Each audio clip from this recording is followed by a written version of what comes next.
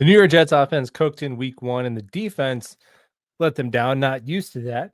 Is it sustainable going forward? How good is this offense really? And how concerned should we be about the defense heading into week two? Pretty much on to Buffalo, but did take a while to rewatch the all 22 of the game. It doesn't come out on NFL Premium until like 24 hours later. So rewatch the offense and the defense and week two stock report. So starting with the offense, to answer the question at the top, I do think that it's reasonable to be optimistic about the offense moving forward. I don't think that there's anything that points to it being a fluke. It may be an outlier in the sense that are they going to have the highest, overall offensive EPA?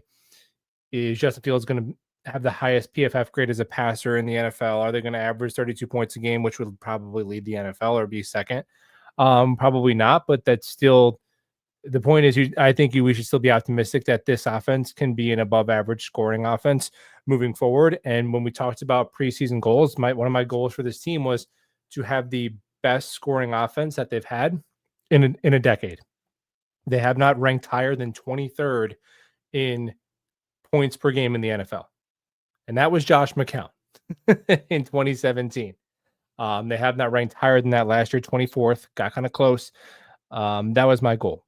And now you have 1 out of 17, you're at 32. So that's going to help. So let's rank higher than 24th in the NFL in total points. I definitely think that Jet fans should be confident that they can do that. Now, in rewatching the game on offense, I don't think that there is anything that necessarily stood out that I could say, wow, that really surprised me as opposed to the original watch. Besides one thing, and I don't even know if it's a surprise, but it's just added context in that a lot of Justin Fields' passes were not on the first read. Most of them. I actually saw some stat. He had like one of the lowest first read throw rates during the first week of the NFL season. And I think that checked out, right? Because one of the knocks on Fields was, it's one read and then go. And in Pittsburgh, they had him just doing pretty much throwing out into the flat or maybe a shot up the boundary or run. And in Pittsburgh last year, they didn't have him target middle of field.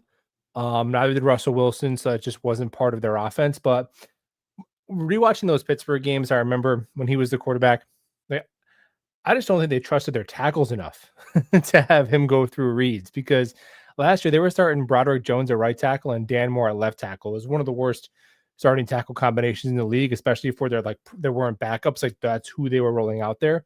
So yeah, I think that was a contributing factor. And the Jets have the offensive line so far that they're able to do that. They're able to allow him to play full field football and not worry that he's going to get strip sacked by going through 2 or 3 reads. So that was super encouraging. There just wasn't anything gimmicky about it. I truly believe in these stock reports, it's all about this 1 week. So whatever, like Garrett Wilson's going to have a bad game and he's going to be stocked down and we're going to talk about it. It doesn't mean he sucks or whatever, but just individual game at a time.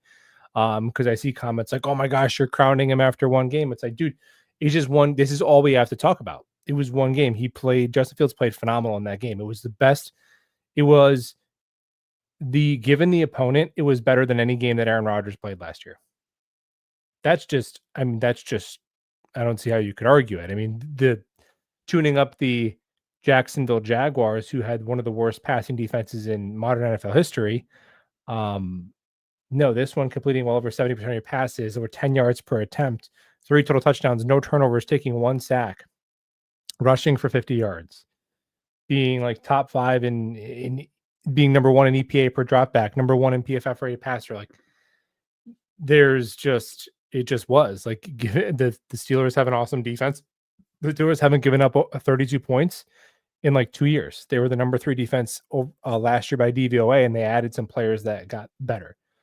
So he had the best Jets quarterback game since, I don't know, you can go back to, I don't even know where you'd go back to. And it was the most the most hopeful good game in a long time, because a lot of the good games, like Rodgers last year against the Jaguars, which was the Devontae Adams, was that the Devontae Adams like 200 yards game? Maybe Devontae could still play too. He looked pretty good in their opener, as did Aaron to his credit. But yeah, you're talking about a game like that. I mean, when the season was already over and we knew that there was a decent chance that that quarterback would be gone. And by the way, in that game, Aaron Rodgers completed 50% of his passes. Like, um, so yeah, it was better than any game quarterbacked by the quarterback last year. And I think if you're a person who, well, like, look, there's just the Aaron Rodgers fan base. He has his own fan base now. That's like a thing. And I think they're mostly gone off the comments or whatever. They're on to Pittsburgh. Some of them just linger and just talk to themselves. I don't know what free country. Yeah, he won, so you got to do your victory lapping, and you got to that's cool. But speaking to the Jet fan who was gutted and really wanted to bring Rodgers back, because I know one of them very well, and even he after that game was like, "Come on, bro! Like triple deflection pass, 2 dropped interceptions, and a 60-yard field. Like, come on." So speaking to the Jet fan who wants the Jets to do well, who was hoping to be wrong about Fields, right? But you just wanted AR back because best season since whenever. You get to be pretty encouraged. And let's be honest, the whole best Jet season since whenever, guys, if Justin Fields plays 17 games, he's going to have one of the best Jets quarterback seasons since whenever. He will, even if you just go back to his last previous 17 games and tack that average on top of his first game, he's going to rank super high. It's the lowest of bars. And then if you add in his rushing, he's gonna have the most rushing yards ever by a Jets QB. He's gonna have the most rushing touchdowns ever by a Jets QB, and he'll probably be high in like yards too. He's on pace for like 3,700 yards. Where would that rank? Like sixth? Like yards per attempt for a season. Just as a passer, he's gonna rank high. It's the lowest of all bars. So that was encouraging, and I think the him moving, looking comfortable within the pocket, and keeping his eyes downfield and throwing over the middle of the field on second, third reads, like that was the most encouraging thing to me. This wasn't he was just hitting dump offs in the flat against a terrible defense who couldn't tackle, or he was just like he ripped off an 80-yard run against the zero blitz that he just kind of was like a one-off. It was like all these yards were earned. There was the play that was the touchdown to Garrett. I mean, I can't be sure. I think he checked out of that because they were in that cover 3 single high for most of the game. Pittsburgh was, and he checked into the double posts, and it worked. So he was, Brandon Echols said before the game, we just have to make him play real quarterback and we'll win. And they did win. They did win, but they did not win because Justin Fields couldn't play real quarterback in that game. So that was super encouraging. Offensive line, yeah, obviously is a big stock up. Like the Jets pass protection was good last year. There was like this myth that it wasn't. I don't know if some people just watch like the Jets and don't watch other games, which is fine. I mean, there's only so much time you could put into on a Sunday, right? But if you look around the league, it's like people were acting like the Jets are the only team whose quarterback ever gets touched. Rodgers got sacked 4 times in that game. The Jets offensive line wasn't doing that. Keith Carter wasn't doing that, even though he sucked at his job. Like the Jets offensive line was pass protection wise was decent last year. Well, they couldn't run the ball, because they didn't try. It wasn't part of their identity. Pittsburgh couldn't run the ball either because that's not going to be part of their identity this year. So yeah, offensive line, solid, right? Joe Timmons a guard. He's a guard. He's been a guard. Armand Membu was like the highest rated offensive lineman in the NFL. So the offensive line was really, really solid in this game. I mean, Brees is a big X factor. Brees is a huge X factor because the version of that player that you're getting is such a huge swing on this offense. And you know what the most impressive play was to me from Brees was when he was like tripped up in the backfield. They were going to get him for, what was it, like a 3-4 yard loss. And he turns it into like a 4-yard gain. It's like an 8. So instead of 2nd and 14, you have 2nd and 7, and it keeps you ahead of the. And again, if he did get tackled in the backfield, no one would say it's his fault or he made a bad play. But when Brees is special, that's the kind of plays he makes. He makes something out of nothing all the time. So Brees had the juice. I think that is a massive factor into why, you should be optimistic. And the fact that they got really good non-offensive lineman blocking. So there's clearly some coaching points that have been improved. I mean, Jeremy Rucker looked like a functional player. Jeremy Rucker was one of the bellwethers going into the season. Well, Corley, but he didn't make it. So heading into the season, I was looking at guys like Corley, Rucker, Max Mitchell, kind of mid-round picks that hadn't really done anything. But it's like, okay, now that maybe you don't have the worst offensive staff in the league, what do these guys look like? Corley, it turned out it was a complete attitude thing, and that's just a bummer because now he's going to be out of the league, and the Jets are out of a third-round pick. But Rucker looked like, okay, like the Jets could have a serviceable tight end here. That was super encouraging. I would say that the thing about the offense is like, yes, a lack of a second separator will definitely limit their ceiling. As I've said a million times, it should not limit the floor. The quarterback, the coaching, the offensive line set the floor of your offense. But yeah, it was definitely pretty apparent. Like they're like Buffalo, it's gonna be interesting because if you're the Bills, I mean, they're gonna sell out probably on the run in an unholy way. Like in just an absolutely insane way.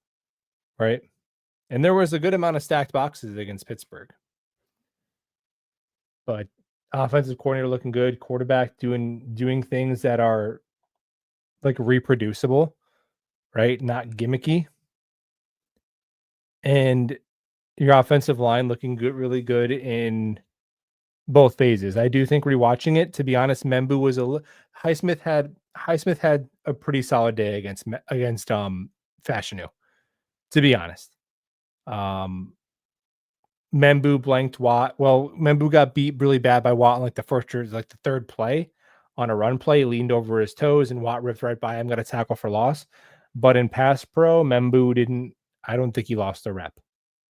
Fashanu, Highsmith got him a couple of times. Simpson was okay. Myers, I thought, was very solid for based on expectations. Tippmann and Membu were absolutely nails. I love Joe Tippmann. I love the right side of the offense. And they didn't even have AVT, man. They didn't have AVT. So stock up for the entire offense, really. Really like the shout out to the guys like Tyler Johnson blocking, Isaiah Davis, Braylon Allen, pass pro, really good. Even Brees had a really nice blitz pickup. And it's gonna be a big part of this offense. Like if you're not able to, unless your name is Garrett Wilson, because Garrett had it on the play where Brees had to do that song and dances because Garrett had the worst block attempts I've ever seen in my life. But he's Garrett, so it's going to be what it is. If your name is not Garrett Wilson, you're going to have to block in some capacity to get on the field as a skill position player in this offense. And that was apparent. Like no block, no rock, man. Now, defensively, what the heck went wrong? You know, it's frustrating because you're rewatching it and there was, I think, a lot of individual efforts to be encouraged about on defense. Quinnen looked probably the best game I've seen Quinnen play since his 2.5 sack blocked field goal game when they last time they played Aaron Rodgers in Green Bay in 2022 when they're on that winning streak. Quinnen was dominant. Quinnen was lethal against the run. Absolutely lethal. Sauce completely shut down DK Metcalf. He was helped by a drop, but he completely shut down DK Metcalf. And a catch, one of the 2 catches he allowed was on that triple deflection catch. So that doesn't even really count. Now, Will McDonald had the 2 sacks and 4 pressures, but here's what was really weird is Will McDonald and Michael Clemens played the same number of snaps, both like a little more than 50%. And then Jermaine Johnson played 90% of the snaps. 90. I mean, I guess awesome. I guess he's like back to 100%, but I was really surprised to see that. So dude, and look, I get it. You like Clemens' size against the run, but Will McDonald has to be on the field more than Michael Clemens. There's just no way around it. I don't know how else you could say it. He has to be on the field more than Michael Clemens, and 90% for Jermaine. I mean, I guess if he can handle that workload, then sure, if that's what you want to do, cool. But McDonald has to be on the field more than Clemens. There was two third downs in the second half, two passing downs where neither Quinnen or Will McDonald were on the field. That just can't be. That just can't happen, right? You got to rotate more strategically than that, especially on third down. Like Will should never be off the field on third down, ever. So I don't know what the heck that was about. That was weird. That was definitely weird. I thought, Harrison Phillips is okay. Harrison Phillips really doesn't do much. Didn't do much at all as a pass rusher, but he's there to stop the run. So is Briggs. Cool with that. Tefele, the limited time he was out there, nothing. Barron, couple reps, really nothing at all. So it's very Q, JJ, and Will dependent, and then a couple of those run guys that they added late seems to be the defensive line. Honestly, bad Sherwood game. Just looked a little bit he was getting washed in play action, which is like, bro, they're never running the ball. Like, come on, Jamie. And this is a pass heavy offense. He gave up that touchdown in the flat to the running back where that was his assignment. And you have to since you played this game since you're 5 years old, your pass assignment always comes first. So he was crashing down, trying to make a play. It was goal line. So whatever.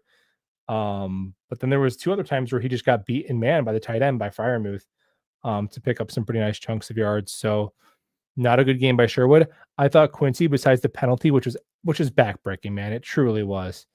But I thought Quincy was really good.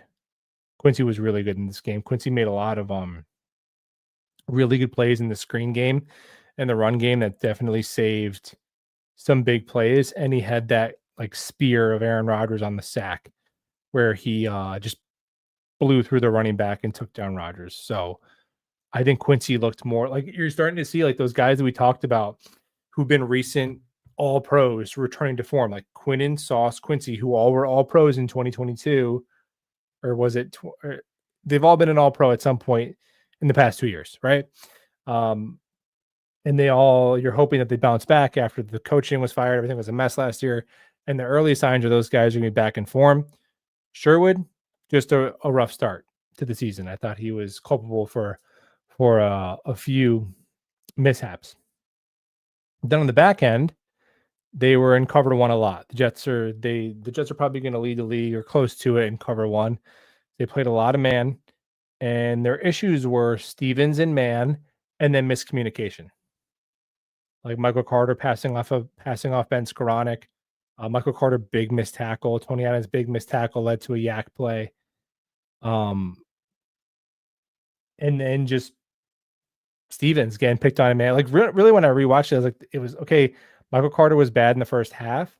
Tony Adams was bad in the first half, but then in the second half, it was just Stevens a lot, man. Cisco didn't really stand out, positive or negative to me, because they were playing so much cover one and he was single high, but the Steelers didn't really throw the ball down the field a ton. And when they did, it was just shots, on man-to-man opportunities on the boundaries. So Cisco didn't really show up in a lot of play. He was just kind of there, which is fine. If he can just be not making mistakes, that's kind of what his contract says, just be fine. So what are they I think the Stevens rewatching and Stevens was even worse to me. And I know it's just one game, but I'm just if Joe Douglas made that signing, I'd be eviscerating him. Until we see otherwise, I think it was an unjustifiable signing, truly, because I think you could have stuck anyone, AZ Thomas, JBC, anyone out there and doing that, and then you could have had the $25 million guaranteed you gave to him, to a safety in Jordan Reed or to another receiver.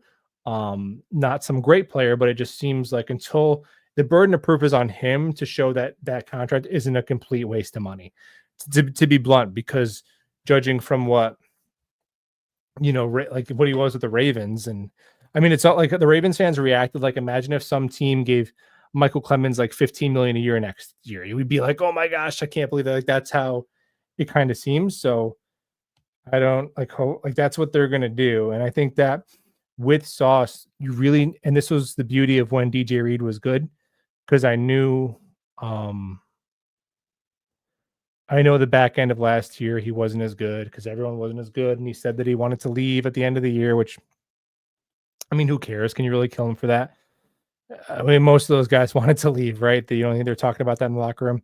But I think the benefit of having a really capable cornerback too is it allows you to get the most of Sauce Gardner, because if you don't have a capable cornerback too, then a team is like if you're Josh Allen, I'm not even throwing a pass to Sauce. Now that still limits the offense because you're taking away one eligible receiver, but when you had that other capable corner, it really maximized the value of having Sauce. I know that kind of sounds obvious, but I do think I don't think it's the same as other positions. Like on the defensive line, like if you have Miles Garrett, yeah, of course, if you have another defensive lineman, you can't double team him as much, but eventually through 4 quarters, Miles Garrett's going to get you. There's really nothing you can do about it, right? You can't take him out of the game. Um, but for a corner, like you can just decide to never throw towards whoever he's covering. And if he's not going to travel, you can dictate who he's covering, which I did think that was an awesome decision by the staff, like a really good early check mark. Like I saw them motion to tell if the Jets were in man and saw us travel with DK, I was like, yes, thank you. Let's just do the simple stuff, man. So I thought that was a really good early tell, because again, to get the most value out of a corner, they're paying that much money. You have to have them taking away the team's primary weapon, which DK Metcalf, uh, his yards came on that, not when he was on Sauce for the most part, right? So I see that. So yeah, on defense, you got to clean up those miscommunications. Uh, there wasn't a ton of the stunt in twist game, but look, they had 4 sacks. You'll take 4 sacks. They had 4 sacks, so the defensive line definitely generated enough pressure. They played great against the run, and they gave up under 3. I don't know, rewatching the game, it's like they gave up so many points, but it wasn't like it didn't feel like they were getting lit up. It just situationally, they really botched it, and in the red zone, they were just putrid, man. Like, you gotta be able to get off the field and get some field goals. So, get those miscommunications tightened up, number 1 on defense, and then I think it comes down to dialing in that perfect ratio of blitzing, because I think they might have blitzed a little bit. They're a little bit too trigger happy with the blitzing. I think once you saw that how Quinnen and Will and Jermaine showed up, I would have said, okay, maybe we can get home with 4 a little bit more. And then drop those linebackers in the deep middle where he was hitting those tight ends. So there's that, and then there's just how long is the leash for Stevens and Adams, because it's not like you're just going to bench these guys for nobody. You know, AZ Thomas was a top 75 pick. It's pretty normal for top 75 picks to start. It's not an expectation like a first round pick, but it's commonplace even on good teams. Like the Rams will draft a third round defensive player and he'll start right away. It's totally okay. So when does that happen? And I do think Stevens is in the camp of, can it I I don't know.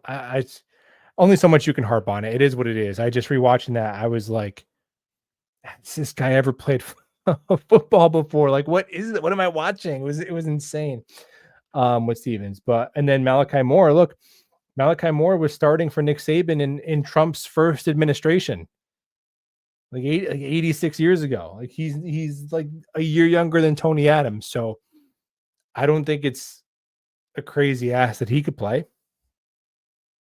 So just when do those guys come in? Not like they're going to be saviors, but if it's a tie, then play your draft picks. I don't even, and it might be an upgrade, to be honest.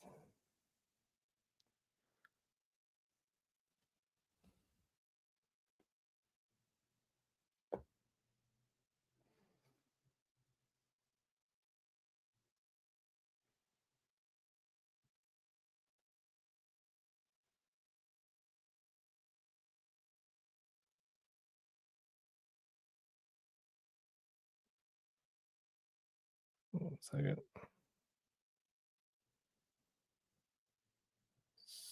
pull up my super chats here.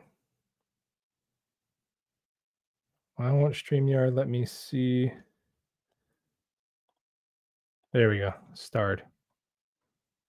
Boom. Robert Mendoza says, fluke or not, we witnessed what the offense can be if ran properly. Yeah, I don't think it's a fluke. I think there's a difference between, yeah, you're probably not going to average 32 points a game. You're probably not going to only allow 17 sacks on the season. Justin Fields probably isn't going to score 51 total touchdowns because that's what you're on pace for. But there are sustainable components to the offense. So why am I supposed to assume that Justin Fields is going to is going to turn into a pumpkin when this is the only game I've seen of him as a Jet, and he was in complete command of the offense. Like even when Rodgers scored, when the fumble happened and the Steelers scored, I was like, all right, I think we can go back and get some points though, you know? And even it's crazy going into this Bills game. Typically against the Bills, even when we've beaten them, you're like, all right, can you force a bazillion turnovers? Can you hold them to 17 points? But in this game, I'm like, can you hold them to 24? Like 23 and a half to me. Like you were telling me 23 and a half is the number. I think the Jets can go over that. And it doesn't sound like a lot of points, but in Jetland, it is. And I think I'm really confident that the Jets can score 23 and a half points on the Bills.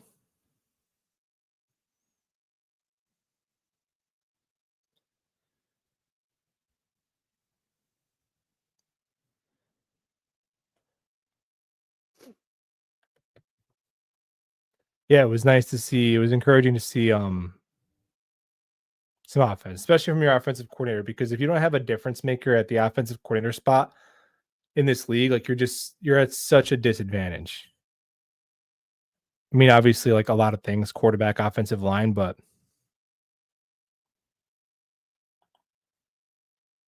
I mean, again, when's the last time that you're confident that in a Jets play caller? Michael Ford had his moments, but it was relied on trickery. And to be honest, he had horrid quarterbacks. But yeah, I mean, Engstrand, that was a great debut from Engstrand as well as the quarterback.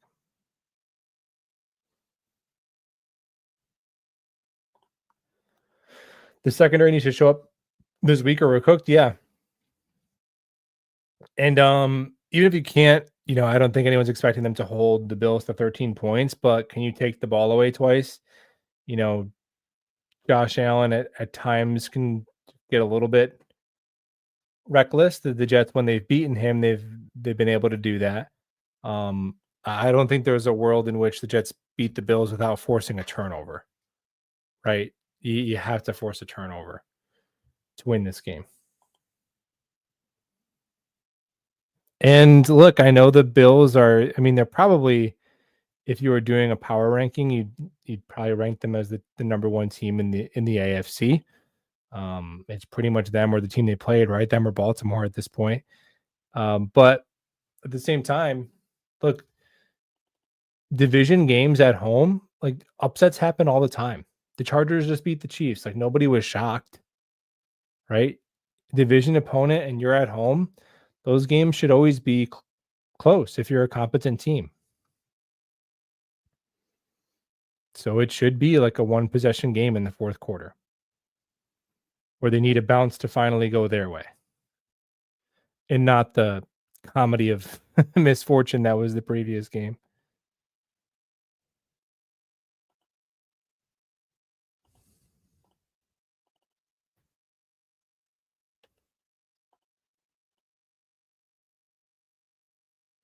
But I would agree, David. Secondary has to step up. Linebackers. And I'm looking at Sherwood because I think Sherwood is a player who had a poor game, but could play better. Right? I don't know how much better someone like Tony Adams can play, but I know Jamie and Sherwood could play better than that.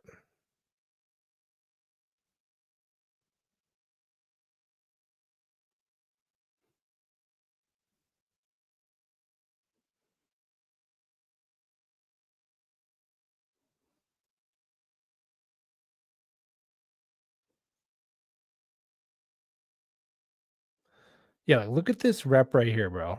Like, are they gonna let's look at this rep. I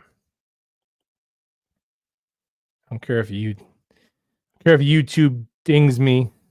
One play, copyright gods. All right. Let's see.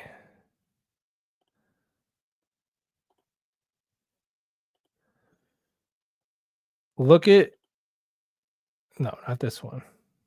This is just Calvin Austin cooking. Is it this one?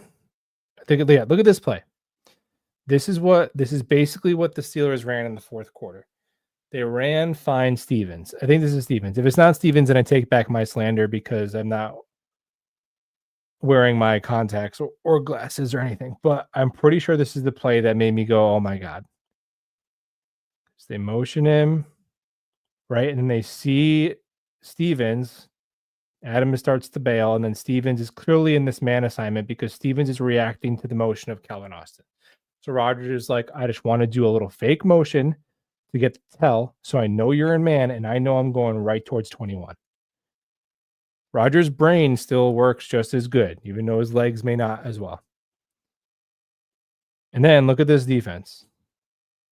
Like, watch Stevens react. Why are you crashing down? Why are you attacking the receiver who's running, who's clearly going to run by you? Watch this. What? What is that? Like, what? Like, why? Oh man, like that is such a horrific rep. Horrible.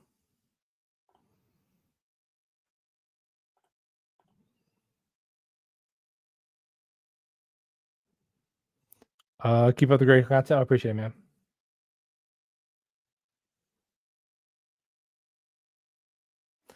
No one believes the Bills are going 17-0. Yeah, if they're going to lose, what would you say? 4 games, they'll probably go 13-4. Is that what they went last year? Around that. So yeah, I mean, they're going to lose games, and they already beat Baltimore, who was probably one of their best opponents. So like, who are the 4 losses going to come to? It's not like they play the Chiefs and the Eagles every week, so they're going to have to, they lose to average teams. I think last year they lost to the Texans, or at least it was very close down the end. So yeah, they're going to take some L's, and probably more likely to on the road. They're a very good home team.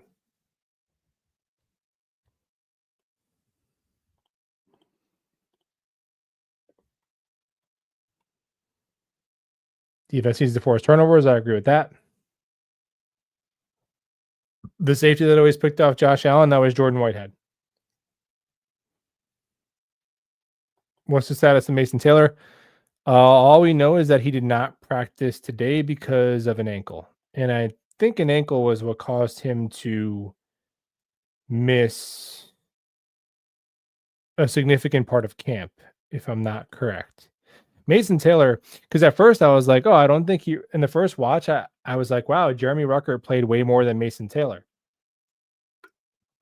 Going back, Mason Taylor was on the field probably more than 3/4 of the snaps. He was just running cardio. I've never seen a player run more routes and only get targeted one time. He caught his, it was for 20 yards. So I think Mason Taylor is going to be a big part of the offense. It just, for whatever reason, his number wasn't called that day.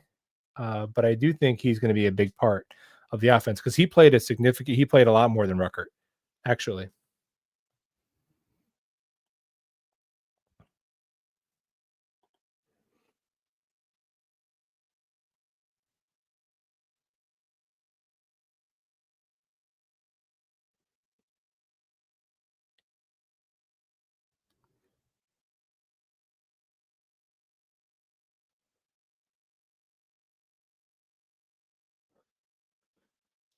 What is the narrative that after this stream, we can no longer talk about Aaron Rodgers. Oh my goodness.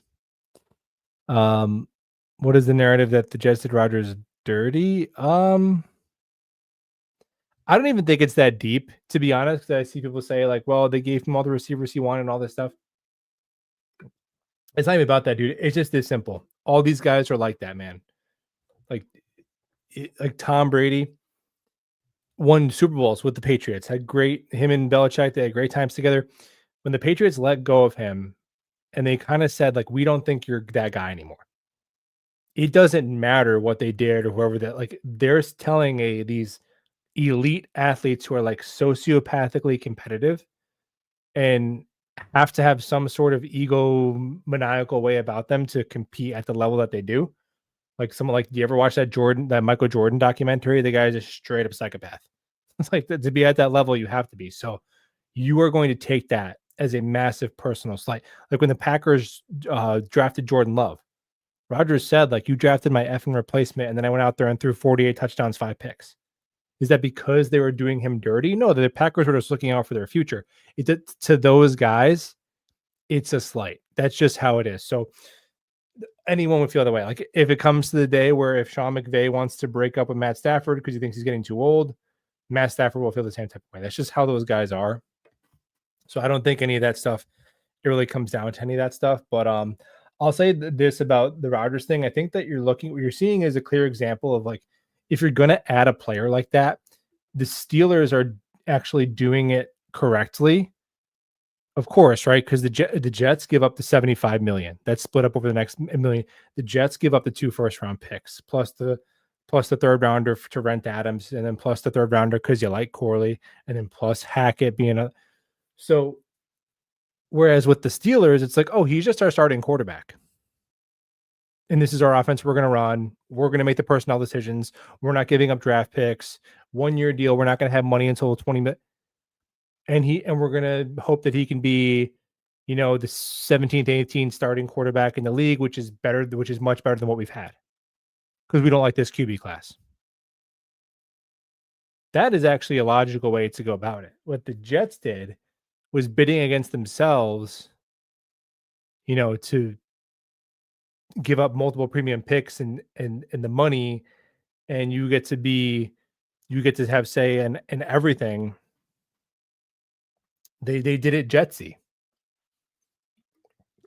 And now Aaron Glenn's coming in, and you have to look at it from Aaron Glenn's perspective. Like if you take all the emotion out, like all the guys, like, oh, take another booster shot, like all that shit. Like, okay, you guys are talking to yourselves. Like I don't even when I see you starting that in a comment, I don't even read it. I just press like the mute. So like you're not blocked, but so I never have to see it again. So you're just talking to yourself if you're doing all that, whatever. Like I don't care. I don't care that he didn't take a fucking vaccine or whatever his political beliefs. I don't even know what his political beliefs are. What does he even believe? He believes like the media lies, bro. Like, yeah, okay, sure, Aaron, I agree. Like, what are his hot takes? I don't even know. My God. But now Aaron Glenn's coming in and he's like, they just let you be the whole organization. And now, can I put this toothpaste back in the bottle? Like you can't really see how that was a contributing factor for a new head coach. You can't you refuse to see that. I think you're being naive. And more importantly, Justin Fields looked good. And Justin Fields looked good. So did Aaron, but Justin Fields is 15 years younger. And I said it on my previous stream when we talked about Justin Fields. Like it's very Jet fan minded to say we're losing a quarterback. We're losing. We're getting rid of. Well, hold on. No, you're not. You're making a quarterback exchange. You're gaining a quarterback. You're gaining Justin Fields. So what we always look at it is like Aaron Glenn wanted to get rid of Aaron Rodgers. Where it's like, bro, clearly they knew they were going to make a push to get Fields. You don't release your starting quarterback and then just say, oh, anyway, hey, Moogs, can you Google who's a free agent and who's available in the draft class? They knew that Justin Fields was going to be their primary target for quarterback, and it had been rumored for months. Just like when the Jets were going to get Aaron Rodgers, and we knew it for like 3 months. So they knew it was going to be Justin. So they made a bet on a younger player that they saw potential and that they could actually say, hey, instead of our young guys going somewhere else and having success, we're going to be the team like resurrect somebody's career. We're going to take a low risk shot on it. And we don't like the quarterback class, and maybe we might have something here in Fields. And the one game, it's the only sample size we have. So we can talk about it when we have 2 games, 3 games, 4 games, and we will. But in the one game sample, you're you're seeing what they saw. It doesn't mean he's a full finished product and he's gonna be in here next 10 years. But if you watch that game and you couldn't and you're pretending like, oh, I don't see what they saw in this kid at all, like no potential, no traits, like you're not being honest. So that's why that discourse is always so maddening. It's like, dude, they're taking a bet on another player. Let's see how that player does. And that player played in his first game, given the quality of opponent, a better game than the previous guy did his entire season here. So if we want to look, and Aaron Glenn holds responsibility for that loss because Xavier Gibson should have never been rostered, and Stevens should not be a starting corner on a serious NFL defense. And Aaron Glenn has to, he's the judge, jury, executioner. So he has to hold that L. A lot of that loss is on him. But if you're looking at that game and thinking that, oh my, and your takeaway was, oh my gosh, he made the wrong decision at quarterback. No one thinks that. No one serious thinks that. So we can retire the Aaron Rodgers discussion. It's the last of it. You're like, Fields is a running back. First of all, just say what you want to say with that comment. If we're being honest, the running back dig. Say it with your chest because we know what you mean. We see your bio. We get it. So say what you mean when you're calling him a running back. Something else you want to say there? I think there just might be with that comment specifically. Okay. Well, a running back just scored 32 points and had the highest PFF passing grade on an allegedly tanking roster. Remember that? This team is tanking. How could Justin Fields have played well on a team that's tanking? Well, it was actually the offensive line. Well, there was no ABT. And I was told the offensive line last year was trash. And I was told that Membu was going to combine warrior bust, so he couldn't have played well. We should have drafted a tight end. And Aaron Glenn, well, I was told he was a complete incompetent coach. So how could the coaching have been upgraded? I don't know. You kind of have to pick. You can't pick all these things to be true, right? I know it, and no one listening to this stream probably said any of those things, but you saw where they were said. All right. Oh man. If Malachi doesn't get banged up during training camp, he gets a starting job. Yeah, it's a good point. He missed a good amount of their install and all that. That probably set him behind a little bit. No doubt about it. And they're clearly okay with playing like, Mason Taylor and Armand Membu pretty much seemed like their jobs were just they were going to play. There was no phony Membu competition. So more I think is the one that will maybe get a shot. Well, and then AZ Thomas missed time too. So that could be part of their philosophy. Not impressed with Cisco. Yeah, he's kind of the definition of a jag. Like he's just average. He's an average free safety.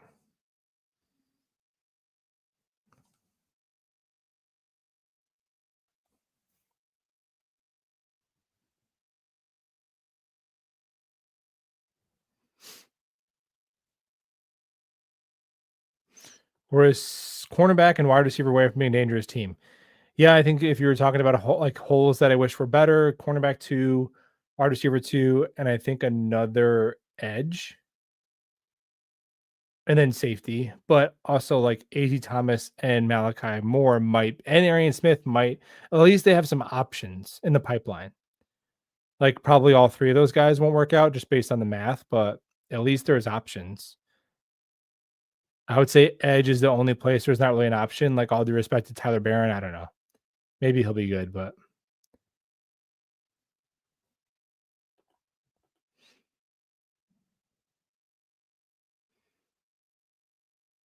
when evaluating offensive linemen, haha.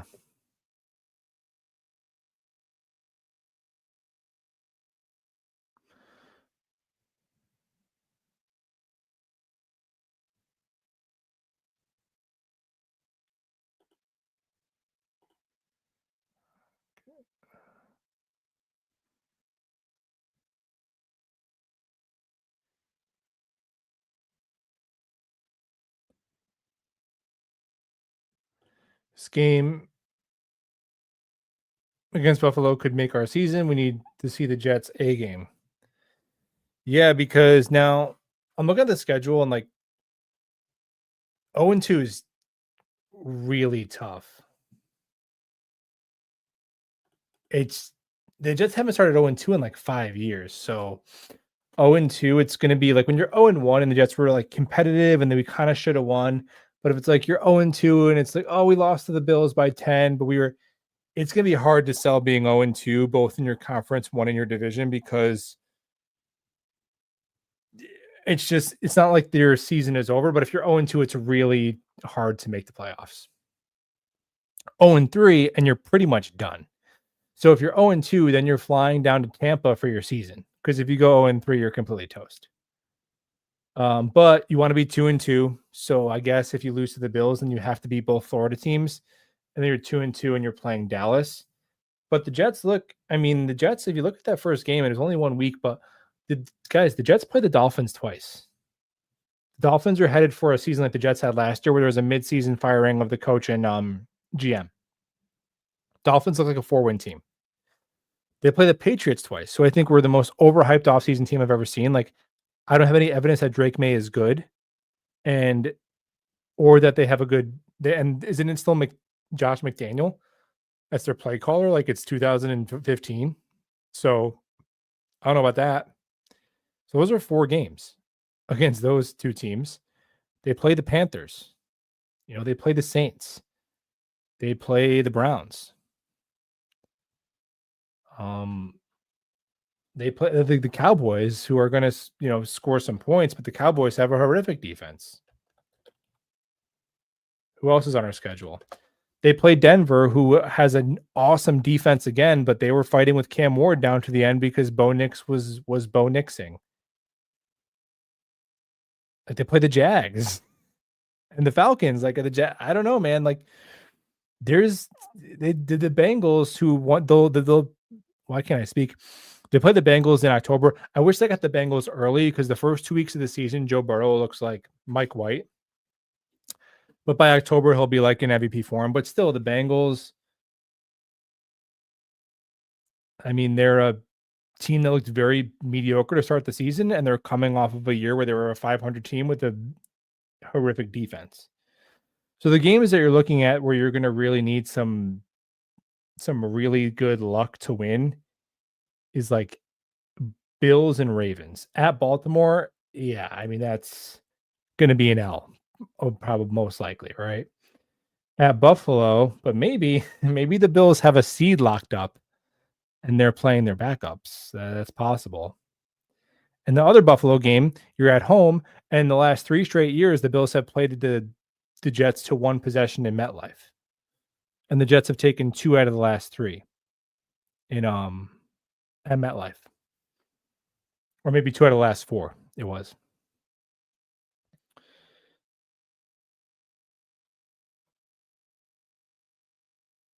Like again, a lot of these teams should be favored. Like the Buccaneers will be favored at home, right? They're a better team than the Jets right now. But where is the game where you're like, oh my gosh, we have no shot? The only game I see like that is in Baltimore.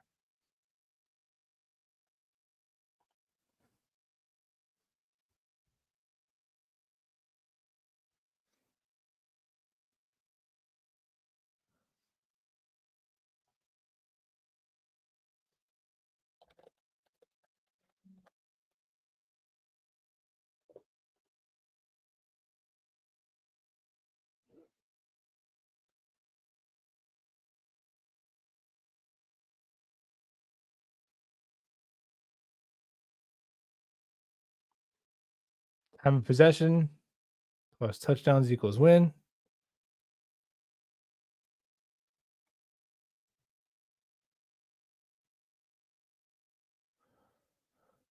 Aaron Glenn's defense. Yeah, the defensive coaching, like as good as the offensive coaching was, the defensive coaching, you left no good impression. Look, I'm gonna just say this, and I really don't think it's controversial. If I tweeted it, people would freak out. But I think that my stream audience is usually a bit more reasonable than Twitter. I think that the Jets will miss one specific thing about Robert Saleh, and that was his defensive acumen. I think Robert Saleh is a better defensive designer and play caller than both Aaron Glenn and Steve Wilkes. To be honest, I mean, that 49ers defense was immediately cooking. And he inherited Saleh came here the first year was the bottom 5 defense. He immediately turned it into a top 10 unit for 2 years. It was good the first 5 weeks of last year. It was okay. Like, remember the Titans game and the Patriots game? Then he was fired and it immediately became a bottom 5 defense again. And now he's in San Fran, and right away after a year below average defense, they had Sam Darnold in hell. So that's no slight to Aaron Glenn or Steve Wilkes, but Robert Saleh is like a top 3 defensive mind in the league.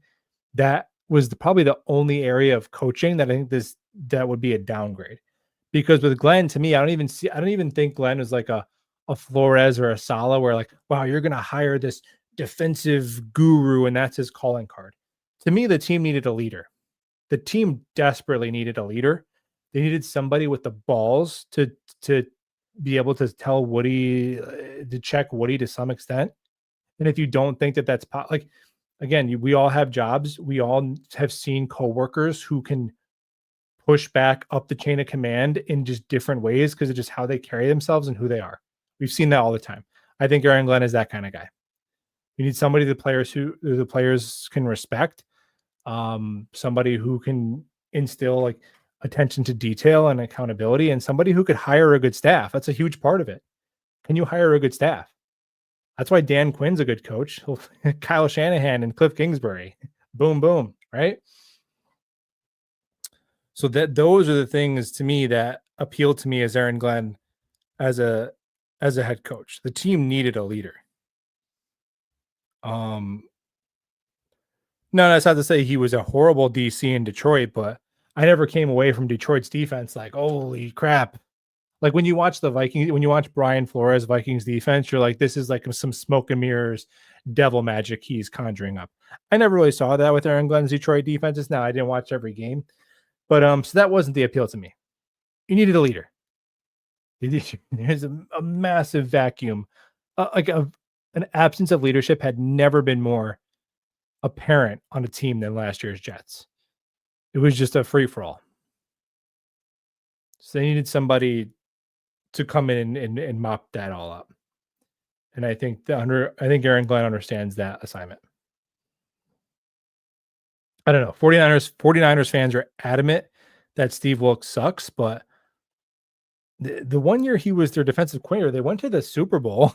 how bad could their defense have been? I don't know.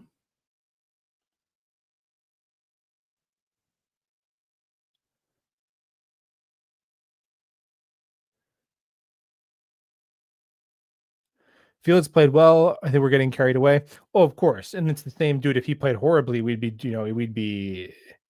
So yes, in the NFL, it's the beautiful thing about the NFL is every game is such a significant part of the season. Like even after, after after the week 2, after the Bills game, like 12% of the season is over, right? Whereas like baseball or basketball, the first 2 games are like negligible. Basketball, it's like just a giant warm up until the playoffs. That's what makes the NFL the best, in my opinion. Although I've been becoming more of a fan of college football the past couple of years.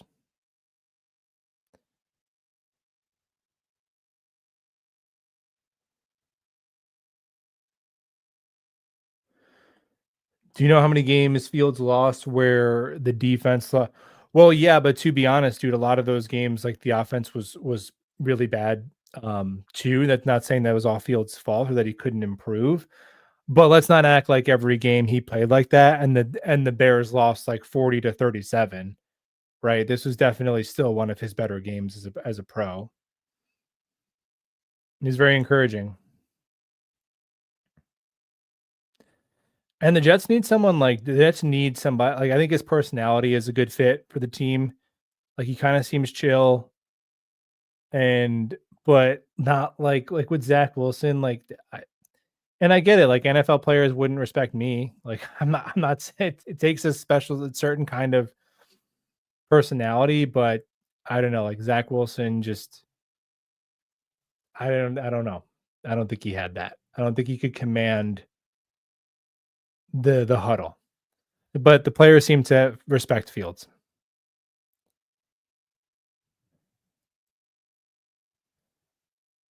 Yeah, this is oh my gosh, I had that tab of Stevens film open. Look at and he gets that last play too. It should have been DPI. Although Rodgers got away with intentional grounding. And Fields, man, like it's so ridiculous. The shots he takes to the head and they officiate him different. Number one, because the star players get star treatment. And then two, the big, strong mobile quarterbacks, they just let them get the crap beat out of him. It's like, oh, well, he's a big guy. He can take it. It's like, dude, the rules are the rules. Aaron Glenn, before this game, needs to go over to the refs and say, hey, you got to protect my quarterback. Like, you can't let, he was getting obliterated after throwing the ball, like shots to the helmet. I'm like, what the F is this, man? And then now you're going to get a penalty on John Simpson because John Simpson is stepping up to protect his quarterback because you're not doing it as the officials. Those rules are in place to protect quarterbacks. You're not doing it. And now you're going to penalize the offensive lineman who's trying to stand up for his quarterback because you're not enforcing the rules to keep him safe. It pisses me off to no end. Of course, the Jets went eons without getting a and Zach Wilson, they used to murder him. They used to like have him on the pile, like just like shanking him. Like it's so egregious. Like the star treatment. Because Josh Allen is bigger than Fields, but he flops like James Harden and he gets those calls. I hate it. Like just call it straight, man. The Jets can lose by themselves. They don't need any refs help. That's what pisses me off when the refs screw the Jets. It's like, dude, the Jets are more than capable of screwing themselves. Trust me, I've seen it for years. They don't need your help. Just call it straight. If these guys are blasting Fields two steps full after the throw, that's not cool. That was pissing me off because if a Jet player sneezed on Rodgers, they would have been sent to Gitmo. It's bullshit.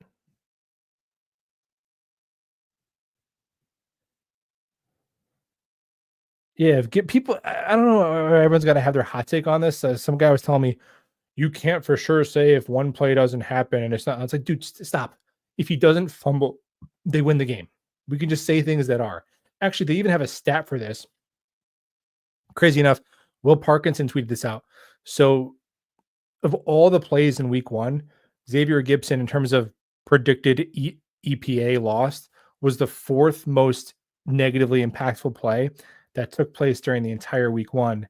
And like the three others were like pick sixes or defensive touchdowns. Is insanely like if he does well, it's not just on one guy or like and to me, it's not even about sending a message. You don't cut Gibson to send a message. Now, a byproduct of doing it is it sends a message. You don't do it to send a message. You do it because you should have done it 2 weeks ago. You do it because you should not have a punt returner that is a fumble liability. That's why you do it.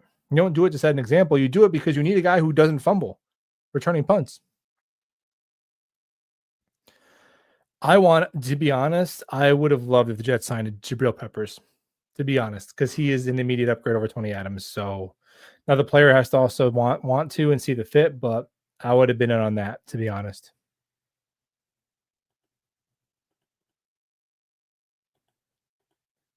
Yeah.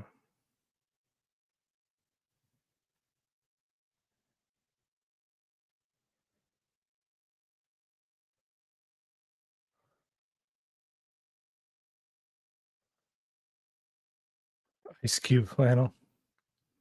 Yeah, he always it's flannel season.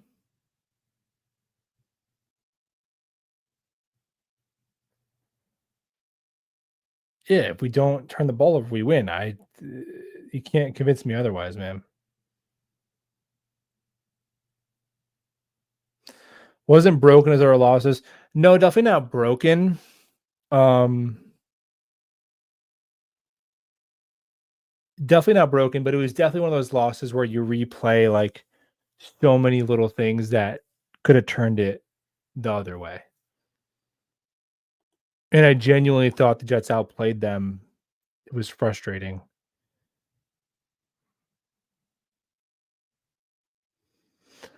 Field scrambling ability is off the chain. Yeah, he's very he's obviously a very good athlete. Tanner Fix, Jared Goff. The Lions look like they were Lions did not look good. Did they get anybody to replace Xavier Gibson? So I don't know what Kenny and Nwangwu's injury status is, but they brought in Isaiah Williams, who's returned kicks, who's never fumbled. He hasn't had a lot of chances, but he's never fumbled. He's touched the ball in the NFL 60 times, 0 fumbles. So we'll take that. So I'm going to guess he gets a shot because unless they activate Pritchett last minute, but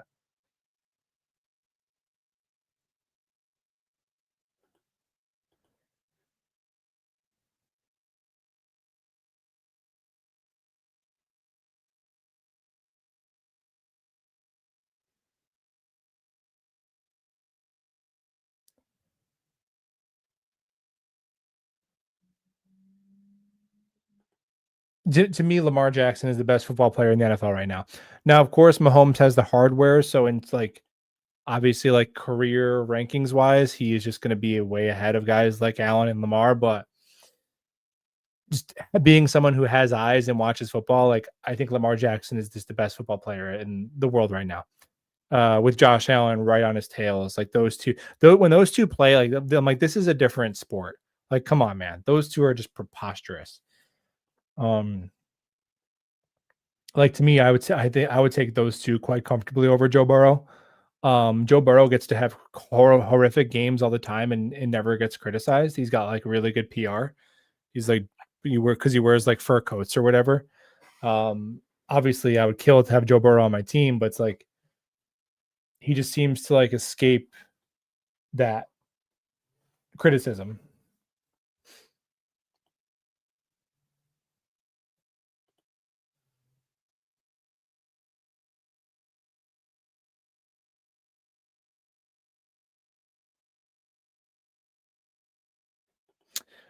Yeah. I have my pauses. Well, sometimes I skim the comments or I zone out.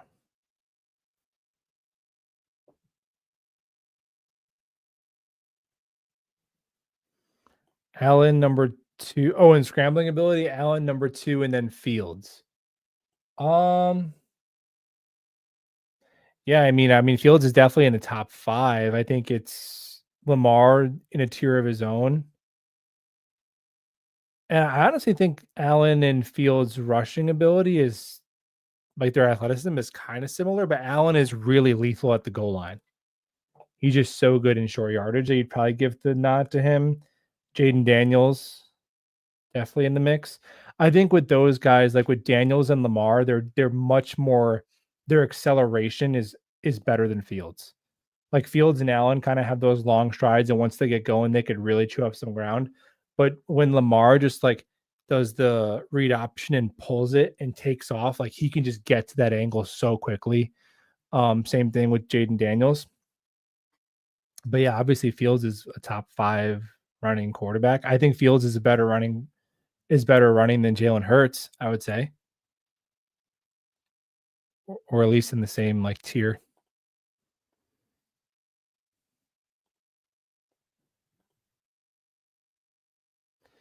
Do you think the Jets have a chance of winning? Yeah, they definitely have a chance. They definitely have a chance. I wouldn't put money on it, but they definitely have a chance. They shouldn't get blown out. They definitely shouldn't get blown out. The Steelers did not respect Fields' arm, and they paid for it. Yeah, you have to pick your poison to some extent. Like again, you can't double team Garrett Wilson, stack the box against the running backs, and account for Fields' legs all every single play, especially when the Jets are doing a good job of staying ahead of the chains. Like, you know what my favorite part about that game was offensively? You didn't see a single like second and like third and 23. How many times in Jet games do you see that? A sack, then a penalty, and it's like, oh my God, it's freaking third and 28. Now we have to do a draw. Or it's second and 16. Now we have to try and just get those 10 yards back to set up there. It was like consistently 2nd and 5, then 3rd and 3, and again, the beautiful thing about that is you get the ball at the 35-yard line, you get 1 first down, and now you're kind of in 4 down territory. So it's like, okay, if it's 2nd and 5, you're like, I have 3 runs to get 5 yards, is how you can kinda look at it. I could do handoff, give me 2, handoff, give me 2, tush push, give me 1, back to first down. Like, that's how this off and then when you're really starting to cramp down on that, we'll take a shot, play to Garrett Wilson. And then what comes next is you run I think the next element that they need to add in is like some horizontal those jet motion actions, and then boom, you hit Arian Smith on one of those little jet sweeps. Because now you're thinking, is it going to be Brees up the middle? Is it going to be Fields keeping it and pulling it the other way? Or is it going to be Arian Smith ripping around the corner? And now you're really starting to stress the defense. That's what makes mobile quarterbacks like again the horizontal spacing of the offense. The best example of this is Lamar Jackson and Derrick Henry and how they both help each other so much because the threat of like there's plays where there's like freeze frames that people will post where Derrick Henry's running, he has the ball, and Lamar's kind of like going the other way like he would on a read option, and there's like the 3 linebackers are crashing towards Lamar, and then Derrick Henry's ripping wide open. Derrick Henry and Lamar Jackson heading at halfway through the quarter combined, we're averaging 10 yards a carry combined in that first game against the Bills. So, yeah, it's almost like, again, maybe if you're like with the Lions with Jared Goff, if you can have the offensive line they've had and the weapons and the coaching, you can make it work. But if you don't have a quarterback that can pull it down and beat a linebacker to the corner and get 8 yards, it's almost like you're playing at a different sport than the rest of these teams. That era is just kind of done. Like, I don't like. I'll put it this way: I don't think a Jared Goff type of quarterback will go in the first round anymore. I really don't. Like you have to at least be like a Jackson Dart level where you have functional mobility. I don't think, or like Josh Rosen went in the first round, and I just don't think those guys are going to go in the first round anymore.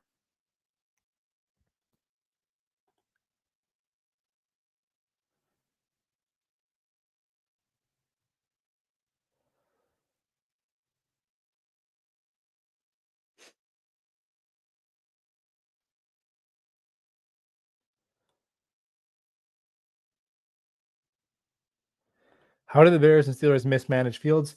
I don't know if the Steelers mismanaged him more so than they promised that Russell Wilson was going to be the starter, and Fields didn't really light it up to the extent where they didn't want to go back on that promise. The Bears, I mean, Bears fans could tell you,